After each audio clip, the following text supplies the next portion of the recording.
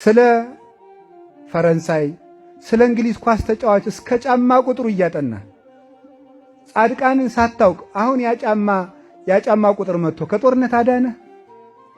እግዚአብሔርን ትተህ ስታውደልድል ሆነ ምንድነው የምትሉት? ይሄ ኳስ የምታዩት ቤት ምን ቤት ነው የሚባለው? በቃ እዚያ ውስጥ ገብተን ስትነወልል ሆንክ። ወጣቱ ሁሉ ነወለለ ባዘነ።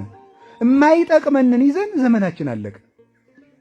እንዴት ይገርማል እኮ የማይጠቅመንን እያያዝን ማለት ምንድነው የሚያደርግልን? እንትና የሚባለው ተጫዋች እኮ አገባ፣ እንትና የሚባለው ዘፋኝ እኮ በቅርብ ሊያገባ ነው።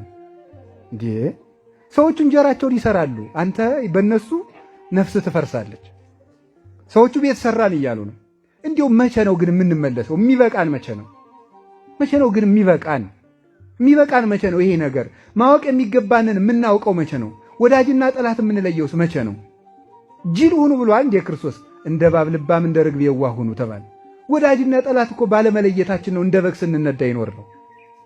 ከዚህ የተነሳ እኮ ነው የሚያጠፋንን ከሚያጠፋን ማወቅ ያልቻልነው። እንደዚህ ያሉትን ሰዎች እወቋቸው እስኪ በሉኝ። ቅዱስ ጳውሎስ ሁለት ሰዎች እንድናውቅ ነግሮናል። እውቅወሙ ለገበርተ እኪት፣ ክፉ ሰዎችን እወቁባቸው ብሏል። ደግሞ ደጋጎችን እወቋቸው። እነዚያን ደግሞ እወቋቸው። ክርስቲያን ማለት ጠንቃቃ ማለት ነው። ጎርጎርዮስ ዘኑሲ ሲናገር የክርስትና ዘውዱ መጠንቀቅ ነው ይላል። እስኪ በሉ የክርስትና ዘውዱ ምንድን ነው? መጠንቀቅ ነው። በአፍ መጠንቀቅ፣ በአካሄድ መጠንቀቅ፣ በኑሮ መጠንቀቅ ነው።